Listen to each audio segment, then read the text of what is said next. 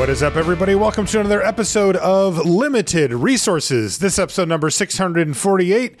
My name is Marshall. I'm one of your Limited Resources, and joining me on the line, all the way from Denver, Colorado, it's Luis Scott-Vargas. Luis, how's the week been?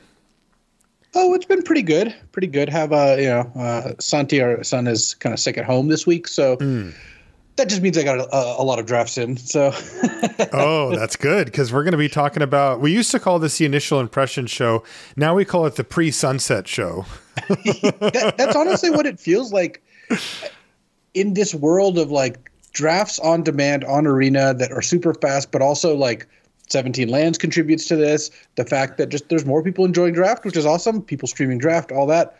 But you remember like when a set used to come out and like 2 weeks in, you're like still kind of feeling your way around. Yeah. This set's been out for like a week. And I mean, I won't use myself as an example because I think quite literally 30 drafts in, but even if you're 10 drafts in now, which I think I am. I think I'm 10. Yeah, which is, I would say a modest pace given how fast the drafts are. Yeah. That's still a lot. There's draft entire formats I didn't draft 30 times. Yeah.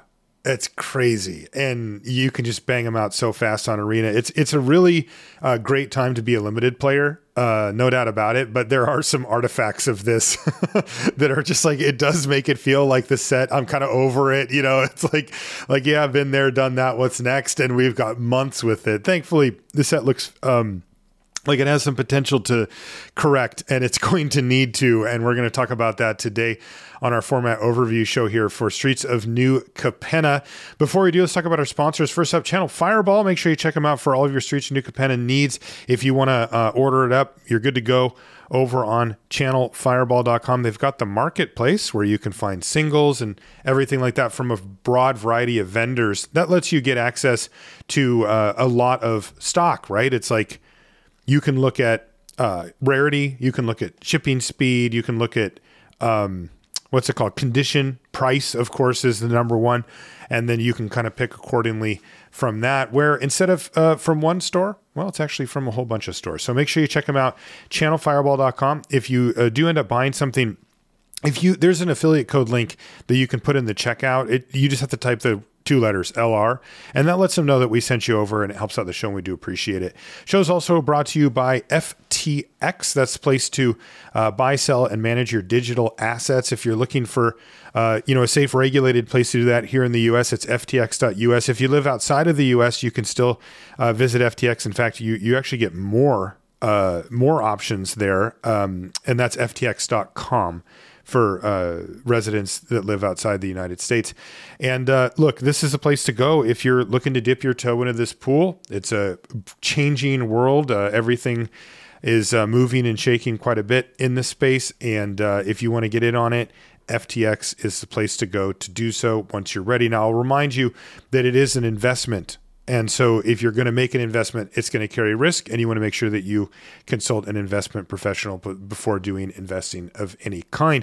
The show is also, of course, brought to you by you via the Patreon. Thanks, everybody, for their support over on the Limited Resources Patreon. It's really the backbone of the show, and we super appreciate it.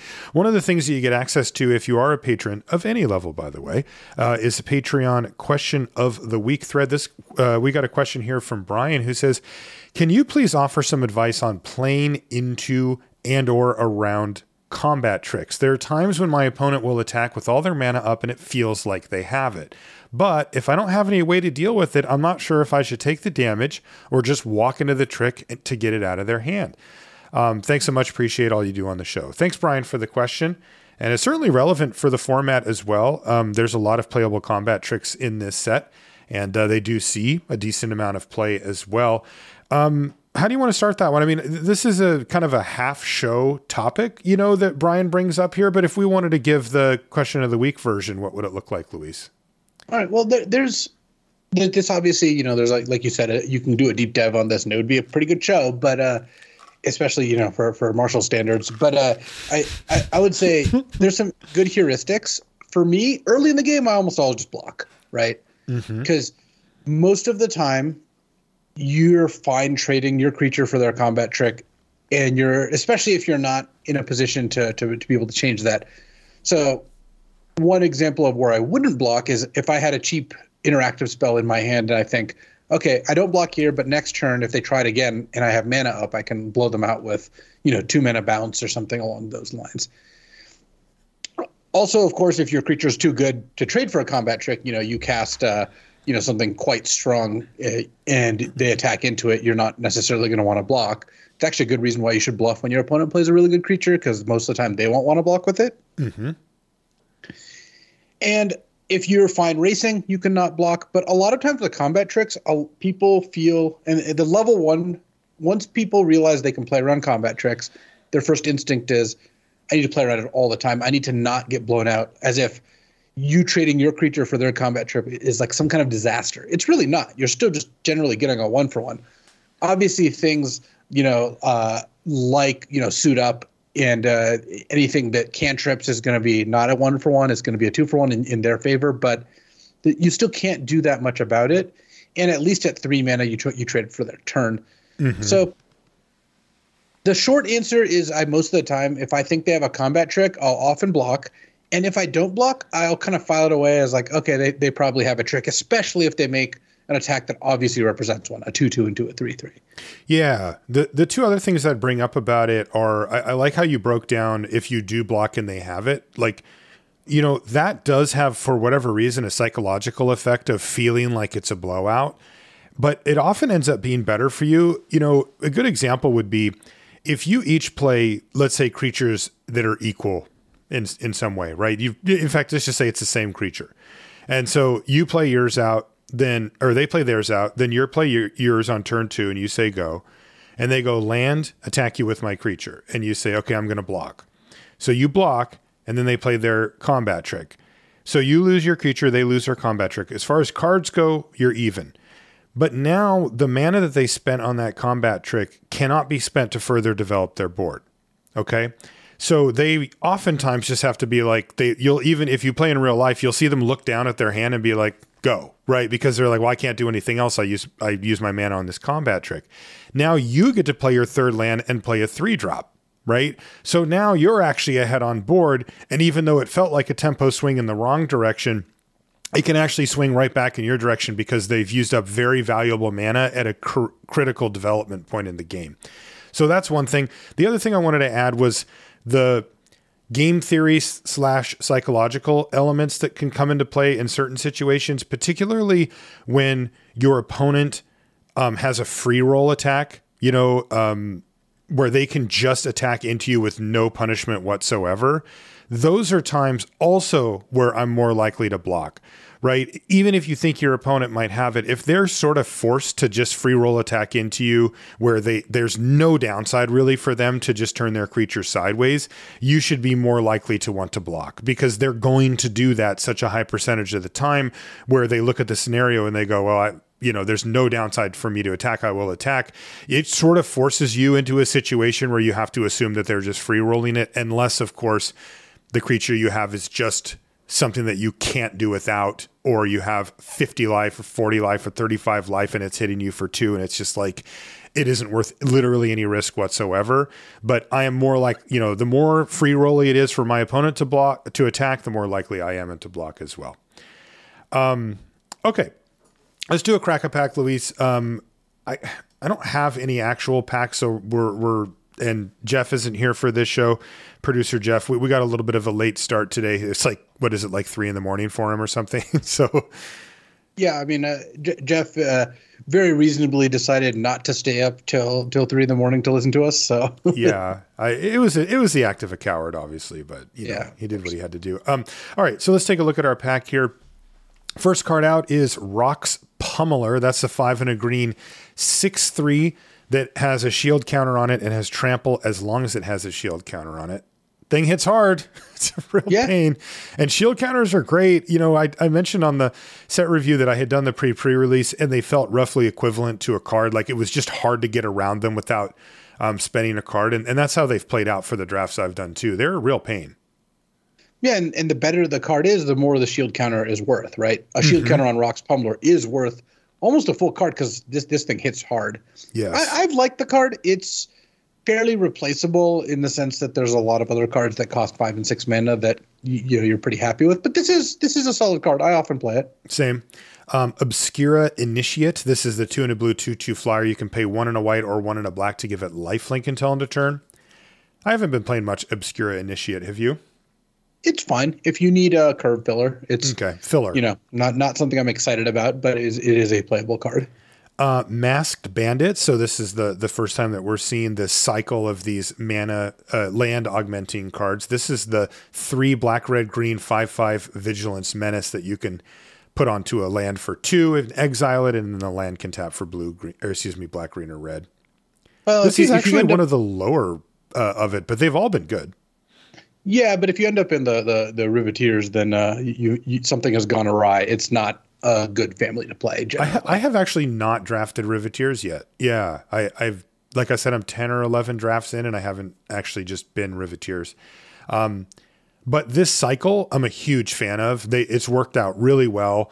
We'll talk about the ones that we like the most, but they're all playable to good. This is actually one of the lower end ones, and it's still quite strong. Yeah, I thought that initially. I actually think now there's 2 good ones and 3 kind of poor ones. Really? You think they're poor? Well, I think you just think the deck is poor. No, I mean, because I like the Glamorous Bandit, the Maestro's one, the Grixis one, the Glamorous Outlaw, yeah, or Outlaw, yeah. That card I think is quite strong, and I enjoy playing that. Mm-hmm. And of course, as far as adjudicators, the Broker's dumb. One is Broker. We'll get to the color balance of this set in a second. It's gonna kind of seep through as we do this crack-a-pack. Yeah, and if we have a little slip of the tongue and say broken rather than brokers, you'll forgive us.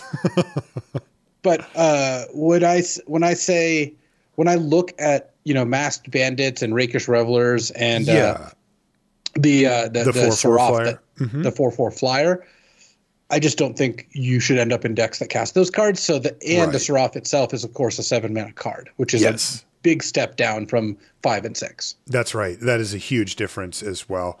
But cool cycle, really interesting design, and they play well.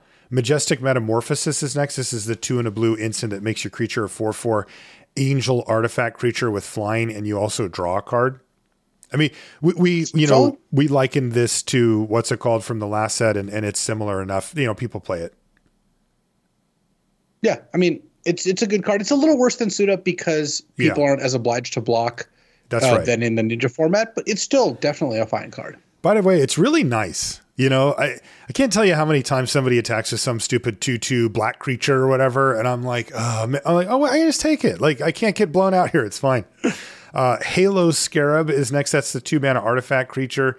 It's a 2/1, and you can pay 2 mana and exile it from your graveyard to make a treasure token. Not a card you want to put in your deck. It's just really weak. It. Next one's very good. Civil Servant. Green-white for a 2/3 cat citizen, and when it attacks, you may tap another untapped citizen you control.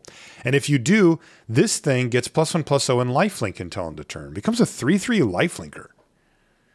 Yeah, this card is quite good. It's in one of the approved color pairs. Yes, it is.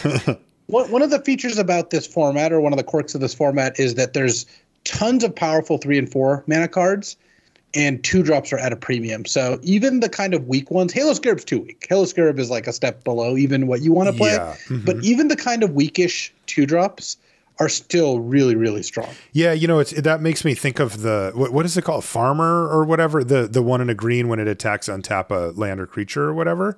Like something like that is a mediocre 2-drop, but it sees quite a bit of play. And incidentally, it's a good combo with the Civil Servant. You can actually attack with both and then untap is it a farmer? What is it? Cultivator? What is he doing? The cultivator, the gardener, civic gardener. Gardener, thank you. Yes, civic gardener. Right, and then you can untap the gardener and then tap it to pay the Civil Servant's price as well. So little trick there. Chrome Cat. 3 mana, 3/2. When it ETBs, you scry 1. No. Yeah, so this is the on the other side where it's not only weak, but it's in the casting cost slot that is quite impacted. It has way too much already. So every time Chrome Cat is very much in the space of if my opponent plays one, I get kind of annoyed if I lose to them. Oh, totally. But I was going to say that too. This is actually a front runner for if my opponent casts it, I have to lose. If I lose, I have to quit Magic. It's not actually that bad, but Cabarretti Initiate. I want to hear your take on this one. This is a green 1/2. It is a citizen, and you can pay 2 and a white or 2 and a red to give it double strike until end of turn. Where are you at on this guy? Not a big Cabarretti Initiate fan. Okay. It takes a lot of mana to make it trade up for another 2-drop. So, unless it's like a 2/1. And then the idea is that you'll like pump it later and make it into like a 3/4, right? And then right. You can double strike a 3/4. I haven't really seen that come about. And when my opponent plays this, I'm generally pretty happy. I feel the exact same way. I thought a 1-mana citizen might push it over, but it doesn't. Broker's Hideout is next. So yeah. So this is the kind of Evolving Wilds variant. This one gets a forest, plains, or island tapped, and you gain a life. So I believe currently, with the way the metagame currently is, you have a higher win equity if you pick one, a Broker's Hideout, over Murder, which is a pick that I have done. So we don't have a card as good as Murder, at least theoretically, in the pack, though Civil Servant might just be better, at least currently. But we do have a Broker's Hideout, and we also have another on-family land. This is Botanical Plaza. This is the green-white duel. I would take Broker's Hideout over Botanical Plaza, and actually Botanical Plaza or Broker's Hideout is my current pick right now. Okay, let's see if we can upgrade. For what it's worth, I've found that the hideouts to be better, or the tri-land, whatever cycle, the Evolving Wilds, to be better than the 2-color lands most of the time. Yes, you can sacrifice them to draw a card, but I feel like that doesn't impact the outcome of the game all that often. And especially when the metagame is the way it is. And yes, we will be talking about that. It skews towards games ending sooner, where you might not have the time to crack a Botanical Plaza, but having, that third color fixing can be really important. Unlucky Witness. This is the red 1/1 human citizen. These are our uncommons, by the way. When it dies, exile the top 2 cards of your library until your next end step. You may play one of those cards. Solid card. I like it in the red-black decks, and it's a card I really don't mind playing there at all. I think it really does a lot. Plus, on Arena, it's even bugged right now, so you get extra value. You get an extra turn to play the cards. Really? Yeah. I don't know why. The Riveteers Charm was also busted on Magic Online like this, I believe. So something to do with these cards. Maybe whoever read them was confused by what they were supposed to do. In any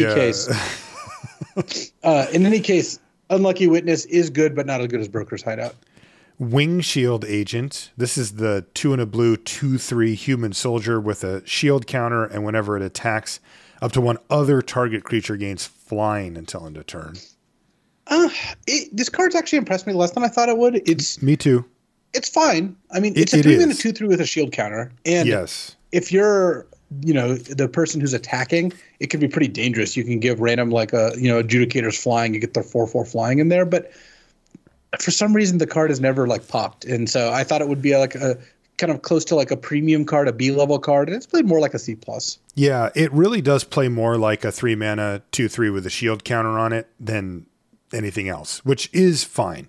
Next is, Broker's Charm. So it's green, white, blue. For an instant, you can choose one target creature you control gets +1/+0. Until end of turn, it deals damage equal to its power to target creature or planeswalker an opponent controls. Or you can destroy an enchantment, or you can draw 2 cards. All right, controversial opinion here. I think I would still just take the Hideout over the Charm. Okay. I think Broker's Charm is good. I don't cut it from decks that can cast it, but again, it's we keep beating this drum of every set has lots of playables. Well, they really do. And Broker's Charm is good, but there's replacements for it. Mostly, it's a fight card. You don't usually use it to draw 2 all that often. I've never even cast whatever the third mode is, exile an enchantment or something like that. Destroy an enchantment, yeah. But I think that starting out with a triple on-color land in the best family is a really good place to be, because much like there aren't tons of 2-drops, if you don't have enough 2-drops, your deck's going to fall behind. If you don't have enough lands, you're just not going to be able to cast the cool spells you want. And there's a lot of good like uncommons that I would much rather cast even over Broker's Charm. This is kind of a middle-of-the-road card compared to something like Disciplined Duelist, or Lagrella the Magpie. Those are cards I'm like sitting up in my seat for. Yeah. So I would be on the land right now. I had 3 Lagrella the Magpie 2 draft on my stream draft. Yeah, I had a deck with 3 of them, and the card is obscene. It is fantastic. Apparently, it's a Broker's Day. Our rare is also Brokers, and it is Endless Detour. This is the green, white, blue instant. The owner of target spell, non-land permanent, or card in a graveyard puts it on the top or bottom of their library. These are always interesting because, when you see the rarity symbol and the fact that it's gold, triple color, you're just like, I'm in. But like this card's just worse than Broker's Charm almost every time.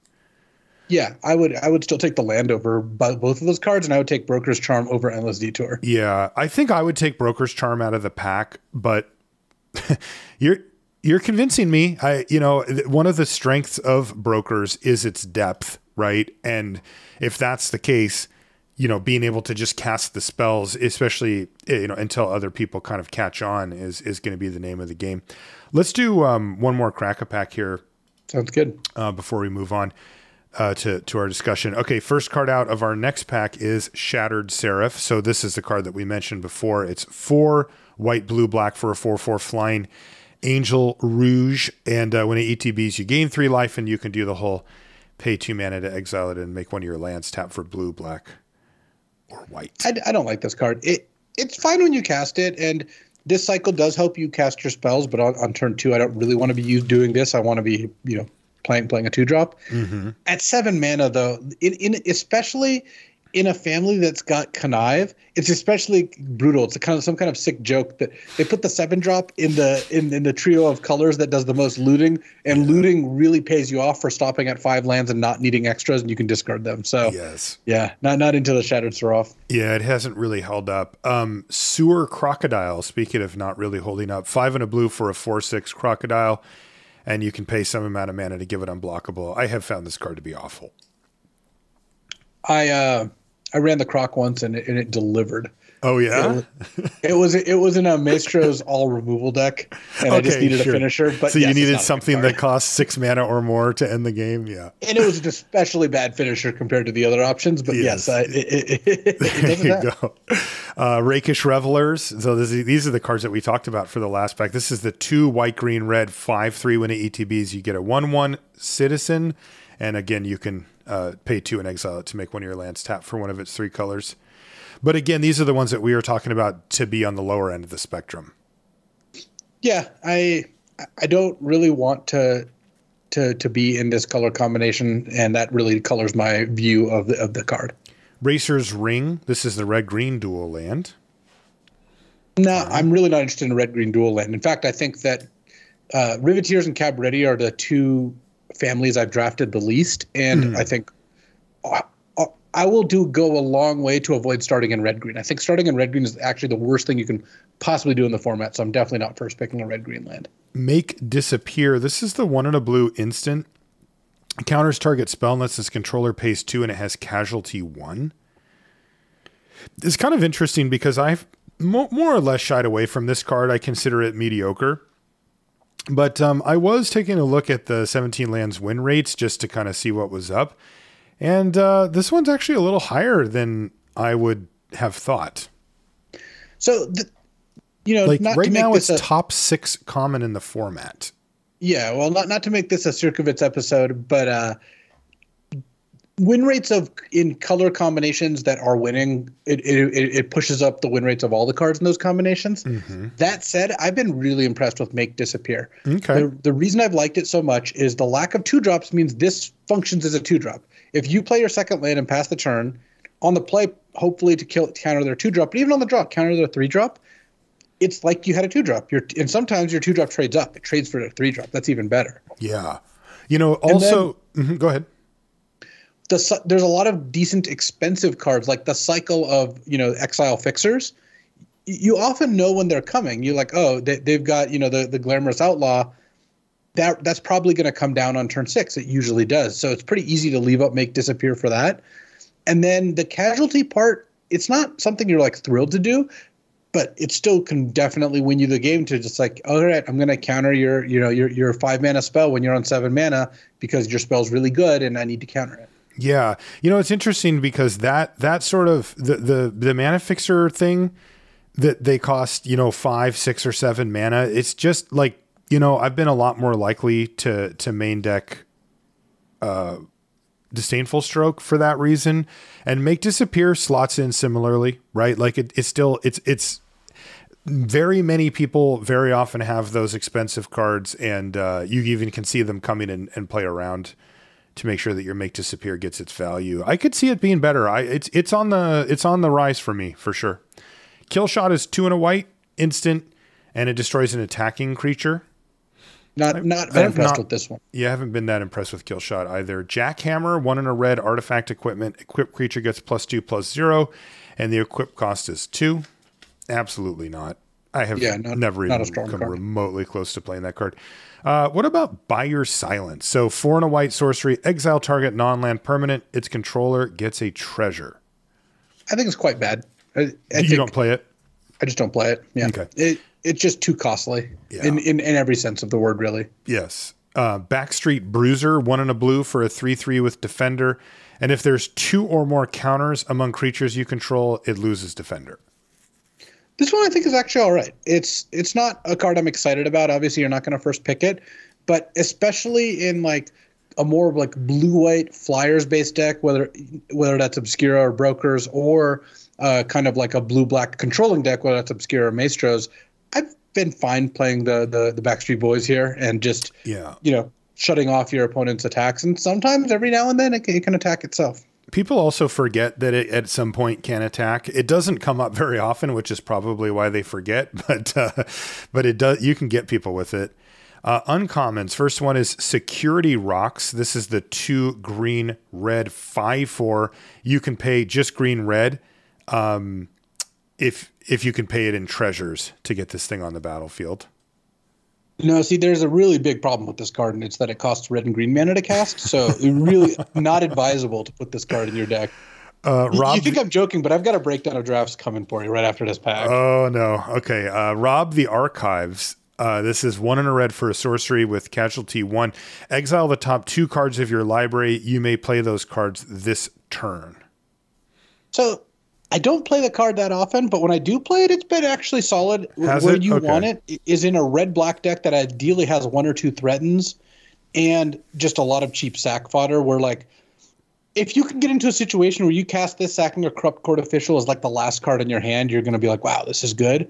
But it's kind of a bad card. Like, you really shouldn't be going out of your way to find this card. Yeah, my experience has not been good with it. Also, interestingly, particularly if you're in, like, a Maestro's control deck, you are not wanting for ways to generate card advantage, and Rob the Archives is one of the worst ways, so you can just substitute in any number of other spells that do a better job. I mean, just assume Rob the Archives is like a card you can't cast till you have like 7 mana, and you'll get a better sense of it, which is why it's kind of bad. Yeah. Riveteers Charm. This is the black, red, green instant. Choose one target opponent sacrifices a creature or planeswalker they control with the highest mana value among creatures or planeswalkers they control. Or exile the top 3 cards of your library. Until your next end step, you may play those cards, or exile target player's graveyard.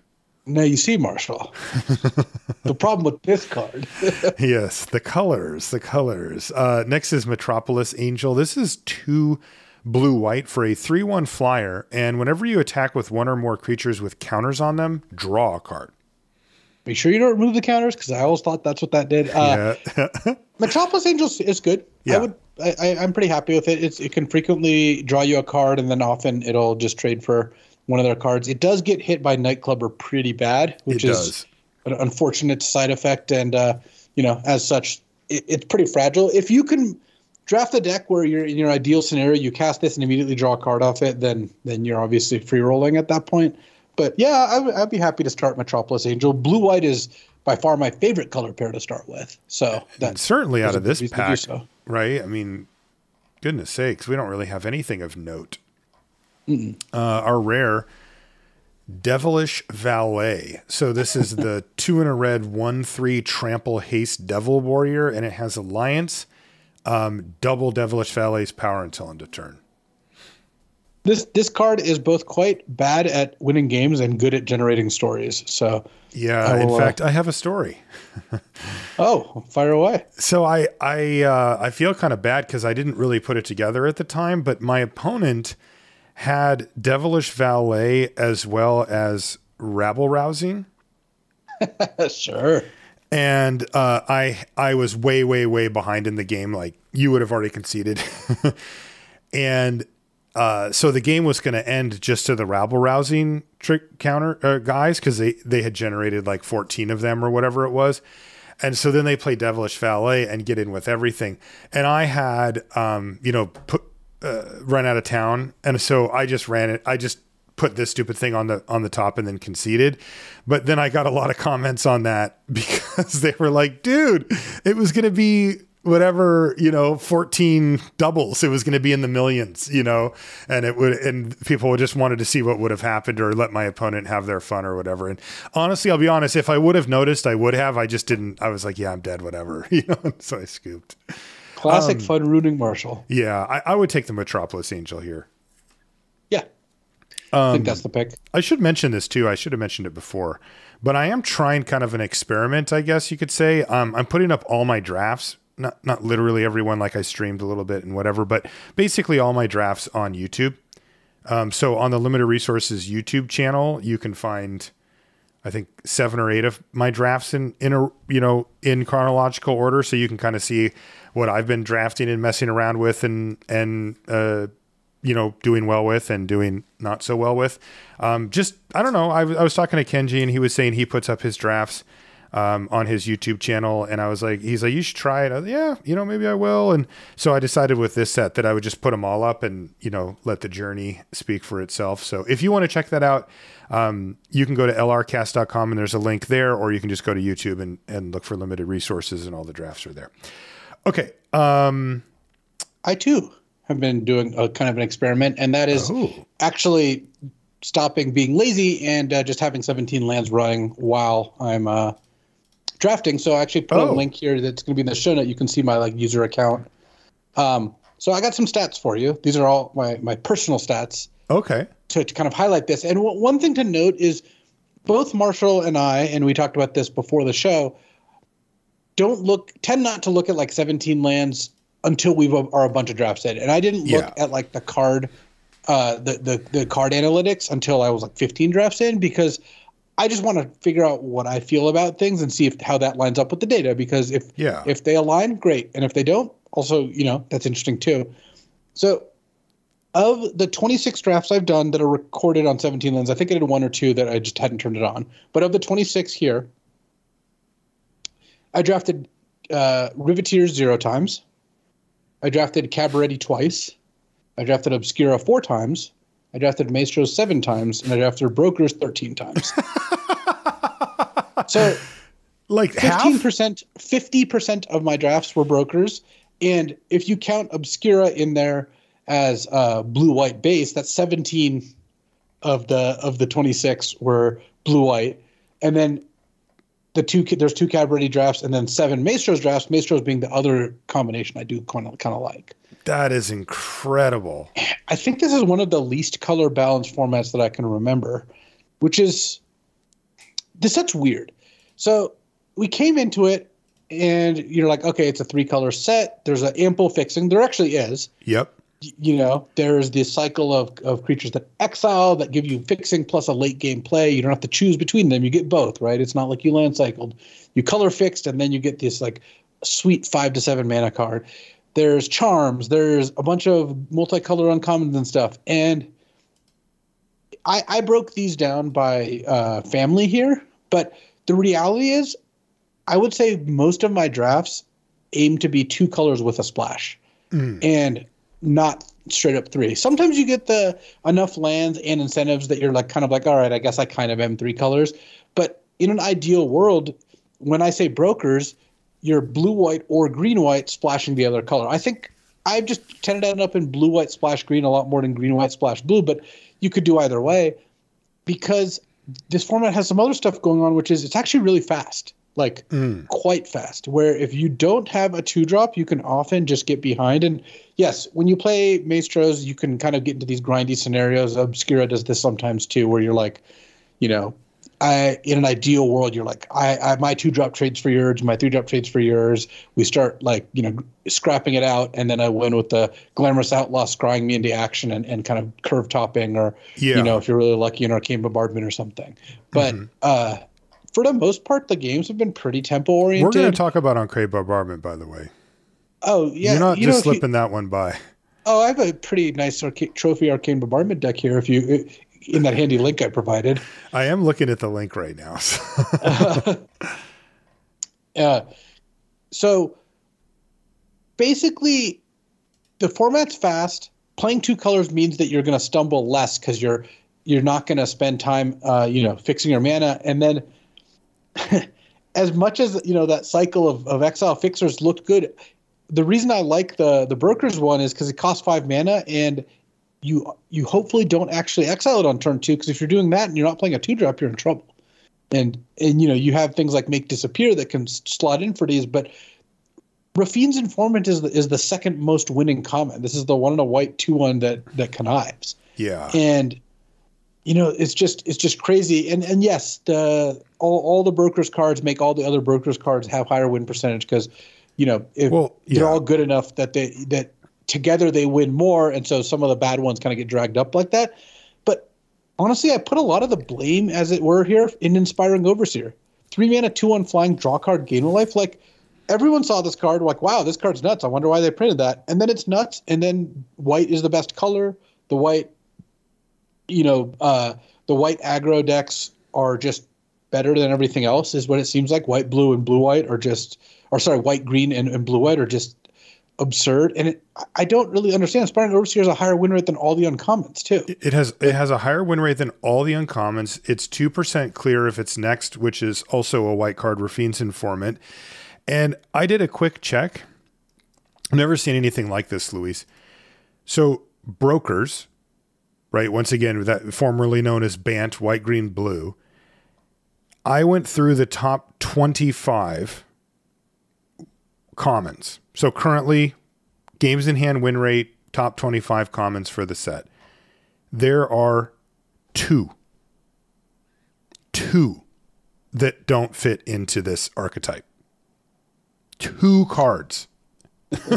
In the whole top 25, there's Fake Your Own Death at number 25.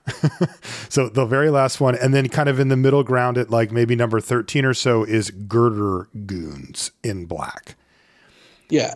And I went down the list, and it's white, green, white, Brokers Hideout, blue, white, green, white, blue, white. It's just like the only maybe one you could fudge a little bit is Obscura Storefront is in there. That's the blue, black, white, but that also can go into that deck. And every other card besides those 2 I mentioned are just literally either white, blue, or green, or some combination of those colors. It is unbelievable. This Brokers has pushed out everything else. And lest you think this is some kind of like hive mind thing where like, oh, the streamers and whatever are saying Brokers is the best, or this is what 17 lands users do. Because remember, the data we're looking at are from specifically people who chose to have their data recorded. Mm-hmm. I think that's just like, this was with me, like I naturally gravitated towards that, just letting kind of the drafts and the games dictate what I did, and got so firmly the message I'm supposed to just draft Brokers without watching people's streams or looking at data. Mm-hmm. And it lined up with my intuition, what was happening here. And yeah, it's very strange how dominant this is, to the point where like I really don't think about taking a red or green card, early, or like you look at some of these color pairs or like families like Riveteers or Cabarretti that I think are just really hard to start in, and even Maestros. It's like I don't think it's actually that close. Will you take like almost any of the top 5 blue or white commons, or even green ones for that matter, versus like a Murder, or even a Girder Goons, because I think Girder Goons actually does perform better than Murder. Obviously, the stats back that up, but also just like the format, is fast enough that I don't think playing 3 mana to kill a creature is generally not generating an advantage when people are clustering all their creatures at 2 or 3 mana plays, and they're playing things like Jewel Thief, like Inspiring Overseer that just already got you some material or a card, a treasure, whatever. Murdering it afterwards is clearly not a very good deal. Right. And, you mentioned the Inspiring Overseer. Number 3 is Jewel Thief. Rafine's Informant is number 2. But, I mean, these 2 cards were the cards that everybody was like, what? When we saw them, because it felt like they were better than their gold counterparts, even triple gold counterparts, and they are. Like, the community wins that one. We successfully identified 2 completely busted commons, and they are busted. Very strange to see this play out this way so straightforwardly. I kind of figured that there was something up the sleeve here, right? That it would be like, yeah, these cards are good, but they're in poor color trio, or like what I like to do is reverse engineer it. And when I look at something like a Jewel Thief or an Inspiring Overseer, what it makes me think is that these cards, that there was a worse version of them that existed, and that at some point a color pair or a color trio needed a bump. Somebody said, hey, this just isn't quite there power level wise. What can we do? Well, how about we give Inspiring Overseer, like pump it up to draw a card, gain a life, fly, or whatever that they added to it. And then it's like, okay, yeah, that turning that knob tweaked it and got it where we needed it to be. And then, Jewel Thief too. So either, okay, let's just assume that that's even correct. It totally might not be. But if it is correct, they went too far, right? Like, you just overturned the knob, or the color pair wasn't as bad as you thought it was to start off with. Yeah, I don't really know how you ended up here, because it's not like it passes the smell test of like... No. You read Inspiring Overseer and you're like, what is going on here? It jumps off the page. Yeah. Like, look, compare it to Metropolis Angel. Like, right. Metropolis Angel is a 4-mana creature with worse stats comparatively, right? 4 mana 3/1 is worse than 3 mana 2/1. Yes. And if you do the work, you can draw multiple cards, but if you get one card of Metropolis Angel, you're pretty happy. And it doesn't gain you a life. And it's multicolored. And Inspiring Overseer costs 3 mana. And it gives you life and draws you a card. Like, when you put it like that, it's even worse. It's just insanity. I just don't get it. Like, what if you're trying to make white the best? Congrats, you succeeded. And by putting Jewel Thief in there as well, it's like, okay, so white green has it. Somehow Cabarretti just hasn't really been performing for me. But I think that I think it's just because you basically get nothing out of the red aspect. So you can be white green, or you can be white, green, blue. There's no real reason to be white, green, red. Okay. Hey, so let's back up just a little here and talk about brokers, right? Okay. I want you to, like, what kind of deck, like, let's say that somebody's listening to this and they maybe got one draft, did a pre-release, but they haven't really dove into the format, but they're like, hey, I'm interested in drafting this broken brokers deck that you guys are talking about. What's the big picture on it? What should they be going for? So what you're looking to do is have a really good curve of 2s and 3s and then 4s, and then the rest kind of sorts themselves out, with Rafine's Informant being the best 2-drop. But I really don't mind almost any of the 2s. I think that Make Disappear is totally fine. I think that I don't really like the Broker's Shieldmate, the one in a blue 2/1 that gives you a shield when it dies. I've actually found that one to be pretty weak. It's pretty bad. But Skycryer's been good. Backup Agent's good. Yes, Backup Agent and Skycryer are both excellent. And then for 3s, of course, you have Inspiring Overseer. I've mostly been blue-white splashing green rather than green-white splashing blue. The green-white is totally fine. You do have like Civil Servant and Jewel Thief has like really strong on-curve plays. And you're looking for like tempo stuff because, you have cards like Celestial Regulator to 2/3 that taps. And if you have a counter, it taps down for a turn. You have Psychic Cutpurse at uncommon. You have Echo Inspector at common, the 3 and a blue 2/3 connive. So it often comes in as a 3/4. And the spells you have are usually a couple disruptive spells like Run Out of Town or Rooftop Nuisance or, Broker's Charm, that sort of thing. Hold for Ransom is totally fine too. And in terms of like game enders, that's the thing. You don't really need them. Like Sparrow's Adjudicators is good because it costs 5 mana and can fix your mana if you're in a pinch. But I've had decks that basically the curve stops at 4, and I don't really feel that I'm missing a finisher because all the cards are just so good. These cards just pack such a punch, and you just end up basically the way that I tend to draft these decks is blue-white flyers, splashing whatever powerful cards I need to, and or if you're white-green, it'd be like kind of like a white-green like aggressive deck, splashing blue for interaction. But what about the mana?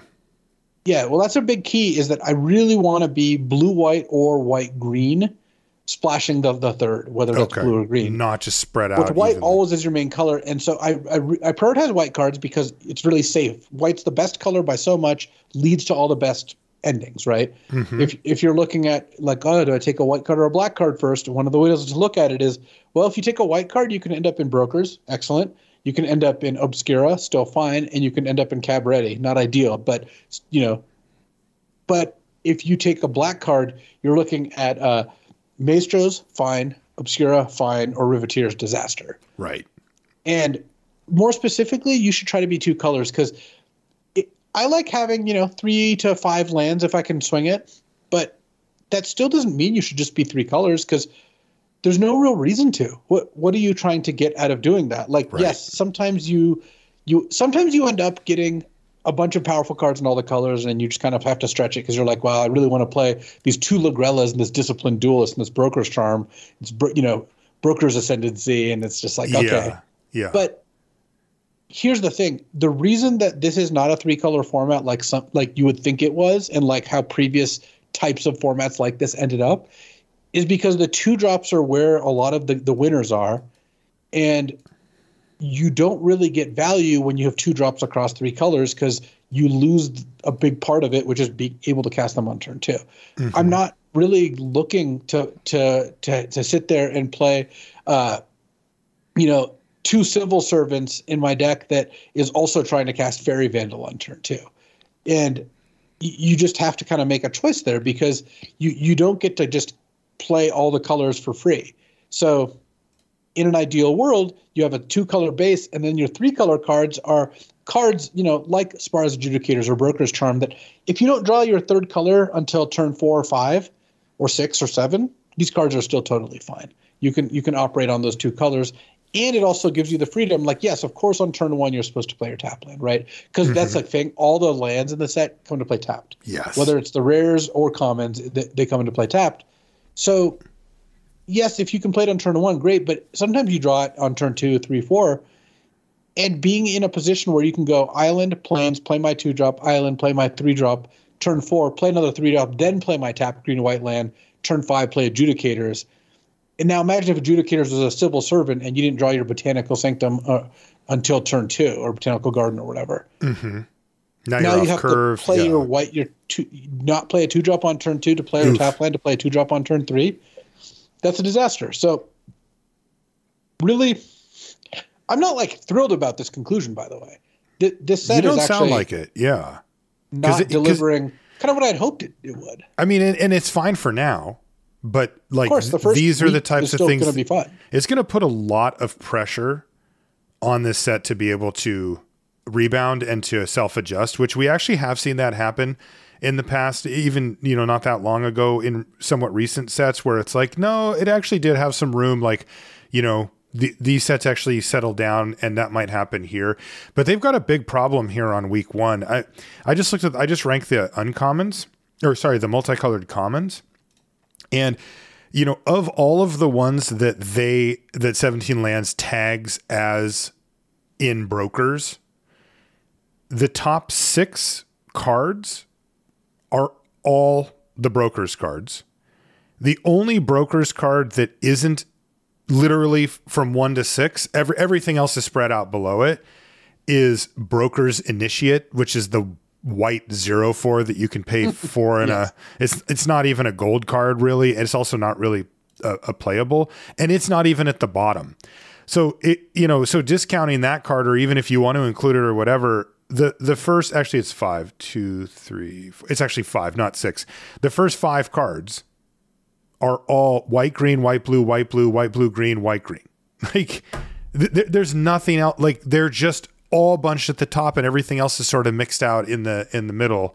Once again, they've got this is an issue. Like, if it continues like this, then it could mean that this format doesn't have as much legs as we'd normally hope.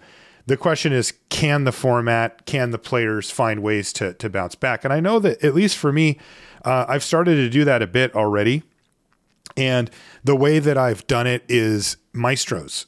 You can build a control deck out of Maestro's commons that can actually keep up and do okay. It's not as good. I mean, I'll just be honest with you. If you walked up to me at a tournament and said, okay, I have a good version of Maestro's control, I have a good version of Brokers, I'd be like, give me that Brokers deck, right? It's just better. But with so many people putting so many picks towards those Brokers cards, the Maestro's deck is actually fairly open. Like, I've never felt like I didn't have enough playables. The issue that comes, power level's there, the removal's there, the card draw's there, the fixing's there. I absolutely love the Glamorous Outlaw. It's probably my favorite card in the set right now. It's a fantastic way to close out a game, set yourself up for a win, and even stabilize your board at the same time. But the issue, the pressure that you'll feel when you draft this deck is getting your curve down, because there's a ton of good cards at both 3 and 4 that are fairly interchangeable. A ton of them that are just like blue and black have a lot of mirrored cards for whatever reason. There's 2 4-drop card draw spells. There's 2 4-drop removal spells that just kind of all do the same thing. For example, 1 in blue, 1 in black. And so those aren't the issues. The issues are getting cards like Strangle, which can actually catch you back up because it'll allow you to double spell in a turn where you kill a relevant threat and also play a blocker, something along those lines. Getting enough cheap stuff that you can just do early is difficult. You will find yourself up against it. And as you've probably picked up, if you do end up facing Brokers or green, white, green, blue, or blue, white, green, white, either one of those 2 combos as the fundamental base of the deck, basically any white deck, you are going to feel that pressure very, very quickly. And if you don't have the ways to interact, at least play stuff in that stage, you're going to get ran over pretty quick. That said, the deck is deep. And one of the things that I like about it too is that it doesn't rely heavily on any of the mechanics that are presented. Like, you don't have to build towards getting 5 different things in your, mana cost in your graveyard. You don't have to build towards sacrificing stuff. Like, those things come incidentally and you can get some value from them. So sure, no problem, but you don't have to build towards that in order to make the deck work. You can just play a lot of commons, and if you prioritize the low stuff, then you can get there. The reason that you feel the pressure about the low curve stuff is because there's not that much of it that's very good. Now, after our discussion here, I actually feel a little hope about that though, because I'm going to bump the counterspell up a bit. I've been playing it, here and there, but I think it's going to be really good. I think it's going to be really good in that deck. Yeah. I mean, I know it is because I've drafted this deck a bunch. And in fact, I just looked, and one of yours actually has 3 copies of it in there. So yeah, you're a fan for sure. Can I put this link in the show notes too, so people can check it out? I put it in the show notes. I don't mind. People can go ahead and check it out. Okay. Yeah. So people can look at what you've been up to there. Yeah. That deck that easily trophied with those 3 make disappears. You didn't happen to notice the 6 drop I did. slot, did you? Well, actually, you know what I really noticed? I noticed the 5-drop slot, which had whatever the sweeper's called. And I noticed the 6 had 2 Glamorous Outlaw and then an unplayable Mythic Rare. But I was impressed by the sweeper into 2 Glamorous Outlaws. I'll have you know that this deck, which, yes, indeed, was an Arcane Bombardment deck, which did have Hostile Takeover. I decked someone with Deal Gone Bad under Arcane Bombardment, so that was pretty nice. You just 6'd them, or was it more? Oh, I think I decked them. I milled them for 12 before they conceded. Oh, that's amazing. Yeah. So just a quick, we're going to start talking about some cards now as well. Arcane Bombardment currently has a 47.8 win percentage, which puts it about 4th from the bottom of the Mythic Rares, or the Rares, or whatever it is. It just above Bootlegger's stash. Arcane Bombardment is not Inspiring Overseer. You know how you win with Inspiring Overseer? You put the card in your deck with some planes.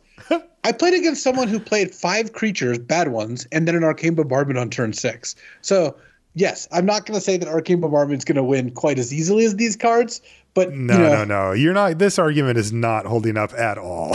But what was it last set when we had the Woober card that you put it that had a high win percentage? You don't just throw that into a deck either and have it win.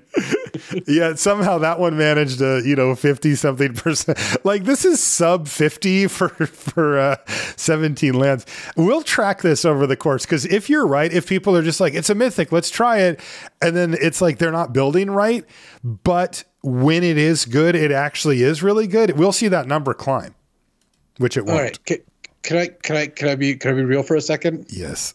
It would have been a lot better as a glamorous outlaw. But the whole time I was drafting this deck, I'm like, I need to trophy with this deck so I can shoot it at Marshall. Don't worry, I just can't believe you actually trophied with it too. That's just unreal.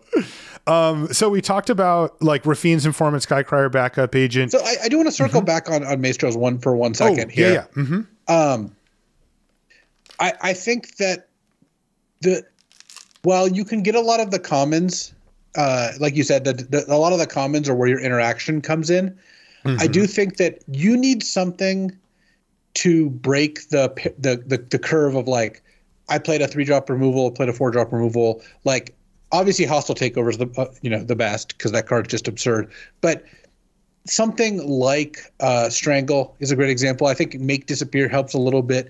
You need efficient answers, and this is where like even something like a Backstreet Bruiser can be okay. Yes, because you need a way to break the parity. Sleep with the Fishes is actually a good one and uncommon because that's that a good gives you a nice little 2-for-1. Even like Psychic Pickpocket is good. Basically, you need to have a way to convert my cards trade for your cards into a win when you're not generally going to do that by attacking their life total. Whereas aggressive decks, they don't need to do anything but get damage through over and over again. And trading 1-for-1 to get damage through obviously eventually gets them their goal. This deck doesn't have that, so. Yes, I think the deck's fine. It's my second most drafted deck, and it's still accounts for a significant portion of my drafts. So I do like the deck. I just think you need some way to get an advantage that isn't just, trading 1-for-1. And I think Corpse Appraiser is like the kind of card you're really looking at. The good, efficient 2-for-1s are where this deck kind of makes its bread and butter. And I found the deck to be good if you can kind of line those up. I will say that the 5 different cost mechanic is just complete garbage. Like I hate it. It's so hard to figure out every time. At least they put a nice indicator on the card, but it's just like they put an indicator on the card so you're snooping Newsies in play with a little 4 under it. You're like, convenient. This has I'm 4/5 the way there, but you still have to look at your graveyard and see which one you're missing. Yes, and it's also so basically for almost every deck, 0, 2, 3, and 4 you'll get by the middle of the game almost every time. Mm-hmm. Land because you'll mill or discard a land or you'll play a Maestro's Theater or whatever, and then 2, 3, and 4 are where most of your spells live. So the key, if you want to make this work, which is usually not worth trying for, but let's say you have 2 snooping Newsies and a Syndicate Enforcer, a 3/3 flyer or whatever, then try to put in like a 1-drop like Ominous Parcel or Expendable Lackey, and try to get in a couple of 5-drops like Girder Goons because those are like the ones you're missing. But That's my first rant. I've got one more rant coming. All right, it doesn't have to do with Maestros. It has to do with the Citizen theme. And I thought they learned this back in a Battle for Zendikar. Oh, man. You remember allies? Yes. It was like, wow, allies care about having other allies. When you play an ally, get a +1/+1 counter on all your ally. Your allies gain first strike. I do damage equals the number of allies. Great. You know how you could tell a card was an ally? How? It was by looking at the type line to see if it said ally, because you could not tell by the art, because allies were frequently just their core, right? It was like the kind of humanish race. Some core were allies, some weren't. Awesome. There's no way to tell by art. And tribes that you can't tell by art, I think, are just a really big mistake to do. Look, when you play a dragon, you know it's a dragon. It's not hard to figure out. Yeah. Goblins tend not to be very hard to figure out. Right. Allies, not easy. And in this set, you've got citizens. You also have a minor rogue sub-theme with the one rare, body launderer to mythic, but whatever. That's, But citizens, how can you tell if a card is a citizen? The answer is read the type line. It's not look at the card. You can't tell me that looking at the art ever can confirm it one way or another. No, it's just impossible. Cannot. And I have to check all the time. Yeah. Yeah, I mean, if you look at these cards, it's like, Oh, like, yes, sure. Celestial Regulator is an angel. Okay, that's not too hard to figure out. But like Spar's Adjudicators, okay, they're a citizen. They're these two cats in armor with like, some kind of like ridiculous weapon. What about Dapper Shieldmate? No, that's a soldier. Okay, well, Skycratter is a citizen. That's like a bird. Right, which is like, why is that a citizen, but Rafine's Informant's a wizard or whatever it is? Rafine's Informant is a wizard. I mean, it's just some lady with a monocle looking at some plans. Right. Jewel Thief is a rogue. I guess that those are criminals. Civil Servant, that one's okay. That one, I'll give you that one. But for the most part, there's no way to do it unless by reading it, and that's just not fun. It's not a fun part of the game. Like, yeah, eventually you'll get all of these, but like, it's not a good mechanic. I think that if you want to do a tribal mechanic, don't do it one where you can't tell by looking at the pictures. I think it's just not fun. Yeah, anyways, that was my rant on citizens. I still can't believe Skycryer just randomly. I mean, there's some lore thing that we don't know about or whatever. Yeah, but I don't care. It's just bad. You shouldn't have to. You shouldn't have to care. Sacrifice sub theme, Black Red. Have you dabbled in that space at all? I do like that one.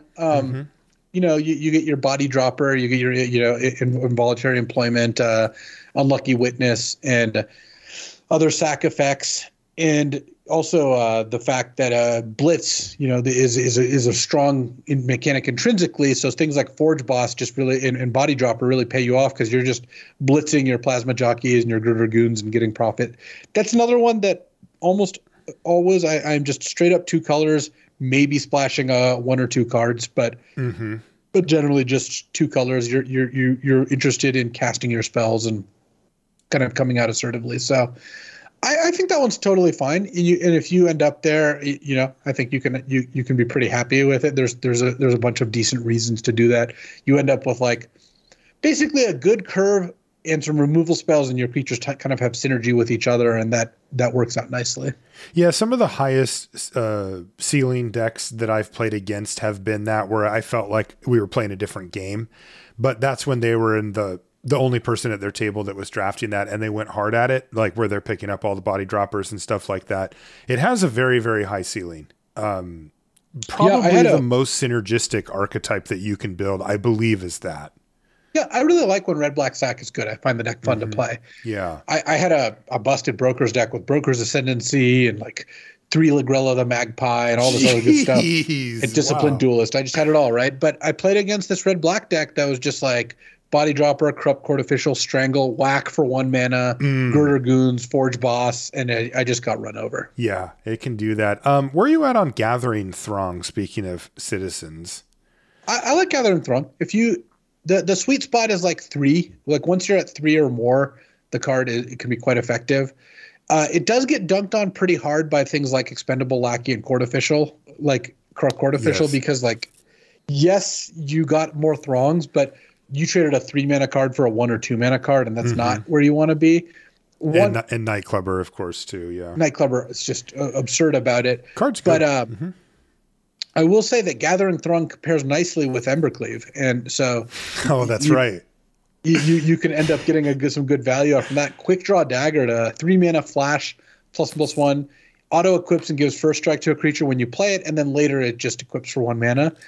If you've got a lot of ground attackers, I think you should play multiple copies of this card and be happy about it. Like whenever your opponent blocks and then you have this card, it does kind of feel like you won the game because you 1-for-0'd them. You killed their creature for casting your card, but you get to keep your card. And then the fact that you can move it around for a 1 mana +1/+1 equipment still has a really relevant impact on the game. Yeah, it has gone up my rankings, maybe not quite to Embercleave range, but it's higher. Rabble Rousing, the card's been stupid. There was times when I felt like I can manage this. Like they don't have a good attack, I'll block, I'll kill their guy, whatever. And then somehow they just ended up building up. You only need 1, right? Like it's just get ahead by 1 creature and then just turn them all sideways. And my opponent was able to, I think it was actually that one I was talking about where they finished me off with the rare that we talked about, but they didn't need it. It's actually crazy how generally it is better to make it so those creatures aren't attacking, which means that you play Rabble Rousing attack with 3 creatures. your opponent can't just take it all and attack you back. You have 3 untapped creatures here. Yes. It leaves back so that you don't get killed. Yeah, I mean, this card is an absurd bomb. It's almost as good as Inspiring Overseer. Yeah, it's right up there on the list. Where are you at on Rooftop Nuisance? Are you playing this in your Broker's deck consistently? Yeah, so I am, but I kind of view it as a combo card where I want Expendable Lackey to go with it. I don't want to just play Rooftop Nuisance. It doesn't have to be literally Expendable Lackey, though that's, I think, the best one. But you want things that you're not afraid to sacrifice. Exotic pets can make fish, that sort of thing. Because if you can sack something that's not worth a full card, like it's worth half a card, let's say like the Lackey, to draw 2 cards and tap 2 things, that's a pretty good deal. And then casting it by itself is not the end of the world. No, it when they sacrifice something to it, it does feel devastating. I mean, it completely changes the way a game's going, and you can use it to steal games with not a lot of downside. Like you said, you could just cast it and not really feel bad as well. So that's pretty good. We talked about Murder. Cormella, that's the Maestro's uncommon legendary. Have not actually been that impressed by it. That's the type of card that kind of jumps off the screen if you're drafting Maestros. I wouldn't go as far as to say it's bad, but I don't like it. I don't prioritize it. I'll take any of the lands over it, like that kind of stuff. It just doesn't really seem to fit what the deck's doing, even though it should, right? It's like good blocker, has a relevant ability, has a relevant dies ability. I just found that I haven't been prioritizing it. Where are you at on Cormella? Yeah, I mean, she's fine. I've had games where she's good, where you can like sack her to a casualty card and get tons of value. But maybe I'm just disappointed. It's not that I don't want to say it's a bad card. I just don't feel the need to prioritize it. Like, for example, Corpse Appraiser is a card I'm like, okay, I want that. Like that's the right mana cost. That's the right value. That does the things that I want to do as far as getting card advantage and building out a board. Where when I see Cormella, I'm like, yeah, okay. Like I could play this, I guess. Yeah. I mean, Cormella is far from a bomb. I think what you're reflecting is a little bit of disappointment that she's like the triple color uncommon that plays into the themes, and it's like, yeah, this is going to be good. And the answer is she's fine. She's fine. She's not good, but she's fine. Celestial Regulator. This card's been good. That's the blue-white 2/3 flyer. So maybe you can help settle this.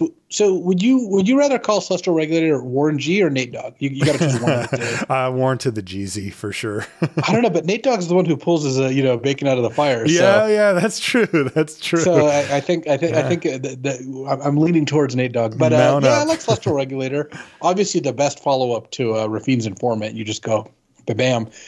The way I see Regulator is if I'm getting a 3-mana 2/3 flyer that taps a blocker for a turn, without the lockdown effect, I'm happy. And when it locks something down, I'm thrilled. So I like my cards that are good with upside. And this definitely fits into that category. It doesn't hurt that it's in the best 2-color pair anyway. That's right.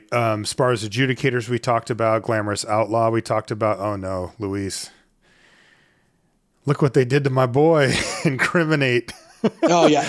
So day one, I was like, no, maybe there's something here. No, I've walked it back. Incriminate's not good. Yeah, you kept trying to convince Paul that it was good in our chat. Trying to convince Paul's its own thing. But yes, no, it's coming in a third worst common right now. So you're going to have to say goodbye here, Incriminate. I do want to very briefly say that our grade of A+ on Hostile Takeover was extremely warranted. Oh, yeah. Revelation of Power. This is a card I've liked. 1 and a white. Instant, give a creature +2/+2, and if it has a counter, it gets flying and lifelink. Just the fact that it's got this secret mode of like nug you for 6 in the air out of nowhere with lifelink is something I'm really into, and Revelation of Power is just an extremely good card if you've got enough things that come in with tokens on them. Speaking of which, I wanted to mention Disciplined Duelist. This is the white, blue, green 2/1 double strike shield. Yeah. This card, you do not realize how gross this card is until you've ever had it on the board or played against it. Okay. Because the thing that's so disgusting about it is you can't knock the shield off unless you throw away a very real creature like a 3/3 to it. Oh, yeah. A 1/1 token it's actually doesn't knock upgrading the shield somehow. and of course, if you ever pump it, it's just out of control. But yes, Disciplined Duelist really has over-delivered, and it already looked good. The card is it's actually the highest win rate uncommon. And it's wow. just, it is a very, very strong card. On that note, Illuminator Virtuoso, the 1 and a white 1/1 double strike that it connives when you target it. Yeah. I think this card has its moments in the sun, and it's not. First of all, given the scarcity of 2-drops or the need for 2-drops in this set, I would play this card even if I basically had nothing with it, because it's kind of plays as like a 2/2, for 2. But if you ever target it with something, something like Majestic Metamorphosis can just nug them for 10 out of nowhere in the air, right? You make them into a 4/4 flyer that now gets a counter. Yep. Any combat trick is really good with it. I've ended up liking the Virtuoso quite a bit. Okay. Yeah, that card is the type of card that can be scary. There's one card that's played out kind of interestingly that I wanted your take on. Riveteers Decoy. That's the 1 and a green 3/1 that must be blocked if able, and you can blitz it for 3 and a green. Yeah, I like this card a lot because on turn 2 you play it and it just trades for whatever they play. Yeah. Which sometimes that's your job. But mostly it's a 4-mana cantrip removal spell. You won't always have the option of what to kill, but it is going to 2-for-1, and sometimes you do have the option just because they tap out for 1 creature, and you're just like, if they ever have 1 creature in play and it's a decent creature, you should almost always blitz this, attack, force the trade, and draw a card. Yeah. Well, that feels really bad when that happens, right? Like that's when you're on the bad side of it, that thing does slam. There was one other card I wanted to ask you about, but now I can't remember what it was. It's not Lagrella, because I already know how I feel about that card. I will mention that Fairy Vandal has just completely exceeded my expectations. I thought it was going to be good. Yeah, it triggers off of all the mechanics in the set somehow. It's just always triggering. Oh, also, Rafine Scheming Seer, the Obscura Mythic. God. 4th highest win rate in the whole set. That thing's so nasty. That was the one you absolutely loved in the set review, right? Yeah, I just, and it's played out the way I thought. Though I want to toot my own horn here with a really, really funny play that I made today. Mm-hmm. So my opponent cast Rafine Scheming Seer. Did you say you made this tonight? No, today, earlier. Okay, not. You actually have access to my 17 lands. While we're recording. Okay. You can actually see if any games have progressed in my latest. Oh my God! What this kind of power? I love. I'm giving you the keys to the kingdom. Big brother. So my opponent cast Rafine Scheming Seer. They had 7 mana, right? Mm-hmm. They'd already played their land. My hand was out of the way, so bounce a creature, draw a card, and make disappear the mana leak for 2. Mm-hmm. So what I did is I set a stop on their first main phase, let it resolve, bounced it on their first main phase so they could replay it before they attacked, and of course they went to, and I countered it. Because with the counter, unless you pay 2. That's great. Oh, that's insane. I just wanted to give them the max incentive to play it right away. Yeah, that's great. Yeah, and that card is completely busted, by the way. Yeah. You were correct about that for sure. This is a card I wanted to ask you about because I saw people playing it a lot early and now not so much. It's Paragon of Modernity. This is the 4-mana 2/2 flyer that you can pay 3 to pump it, but if it's 3 different colors, it gets a counter. I'm pretty low on this card at this point, but I did see a lot of people playing this in the first, say, 4 days or whatever. It's not great, right? Like this card. No, I don't think it's good. It's the sort of thing that once it gets rolling, it can feel pretty good. Mm-hmm. Like you get a counter on this, it's a 3/3, and then an attack, you make it another counter, it's a 4/4, and you're like, wow, this card's great. Yeah. But like you just got to remember the games when you cast it and it immediately dies or trades for their 2/2. Right. Or they kill it, Yeah, I think on that note, though, Hypnotic Grifter. 1 mana, 1/2, pay 3 to connive. Oh, yeah. What do you think about that? This card's solid. Is it really? It's not like amazing, but I think it's actually solid. Yeah. I just keep avoiding it because it's good. the reason that I'm avoiding it is because every time somebody pays 3 to connive, I fist pump. I'm like, oh, thank God. Like they could have done so many bad things here and they instead paid 3 to connive. And I'm like thrilled. What's the use case here? Okay, you play it on turn 1, you've got a little board presence, but like when are you actually dumping your 3 mana into connive and being happy about it? That's the question I have. So the way I've tended to play with the Grifter is you don't plan on conniving it early unless you just literally have nothing else to do. Right. But once you get 1 counter on it, it kind of justifies itself on the board. It's a 2/3. And it almost always attacks as effectively a 3/4, sometimes a 4/5 when you have enough mana up, right? Like imagine they attack with a 2/3 one of these, and you have a 3/3, and you're tapped out. You can't block it, right? You have to, unless you just really want to get a spell out of their hand, right? And then when the game stalls out, the card just kind of tears through your deck and grows. So okay, I think that the Grifter, I have stopped cutting it from my decks. Okay. I'm not taking it over like the really good stuff, but I think it is solid. It's just a cheap card that has good plays. And look, sometimes you don't have a 3-drop, and you had this out on turn 1. Yeah. And you use this on turn 3, and that kind of, you still put +1/+1 on the board. It's not like you did nothing. True. Would you, how does it rate against Expendable Lackey? I like it more than Lackey, but I also like them together, so. Okay. All right, Lewis, let's call it a show there. Yeah, if you're interested in jumping into the format and you want to know what the shortcut to the best deck is, it's Brokers. Luis and I both like Maestro's Control, but you absolutely must prioritize cheaper interactive spells if possible, rather than the type of spells that you cast for some type of advantage that don't affect the board. That is a good way to fall behind Brokers and end up losing. But yeah, white decks that go into green or blue and then maybe a splash into the other color are kind of the name of the game right now here in week 1. We're going to see if this format has the depth to be able to bounce back and readjust, or if we're going to be dealing with Brokers for a few months here. We're going to find out over the next few weeks. If you want to find us on social media, I'm Marshall_LR and Luis is LSV. You can find everything related to the podcast at lrcast.com. I want to thank our sponsors, Channel Fireball and FTX, for sponsoring the podcast. We do appreciate it. Thank you. And yeah, that's going to do it for this one. If you want to, we'll see you next week. That's what I meant to say. Bye-bye. Well, we didn't mention it during the show, but the Limited Resources versus Lords of Limited Showdown is, of course, tomorrow from the recording of this show. Probably should have mentioned that at the top, but yeah. The ninth battle, actually, where this is becoming an institution. And I would like to make some predictions. Oh, I like this, because we lost the last time. We certainly did. It's 5-3 in our favor. It's Showdown Eve. But I'm gonna predict what happens in tomorrow. All right. Okay. So Marshall, you are gonna draft a clunky Maestro's deck, and you're gonna scrap it out to a 1/2. Okay. I'm afraid to say, and not pass any good cards. But you're gonna have a Mythic Rare in your Titan of Industry in your sideboard. Okay. Very good. I'm gonna draft the most boring Brokers deck you can imagine. I'm gonna go 2-1 with it. Yep. I'm gonna lose to Cord, and I'm gonna defeat Ethan and Ben. I'll get to their decks in a second. Okay. BK is gonna draft a here 2/4 unknown 3-color combination. An off-color one. He's gonna draft Sultai or something like that. And he's gonna be like making tokens with his green cards and then sacrificing them to blue and black casualty cards.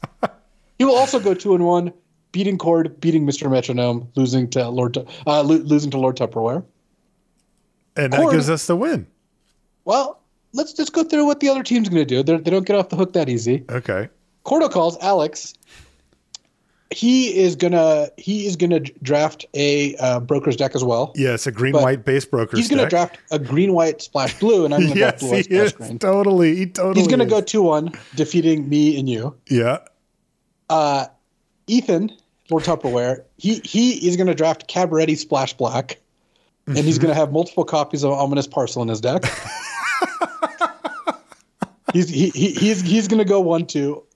Only defeating you. Yes, he always beats me, so that would be on track. Yep. And Mr. Metronome is going to draft Obscura. It's going to be an uneventful deck with lots of counter spells, and he's unfortunately going to go 1-2, losing to I don't remember who was in the rotation, but I think he's losing. I think he has to lose to me and you. So that's great. You're going to outgrind him in the Maestro's Obscura mirror. So, anyways, those are my predictions. Let's see what happens.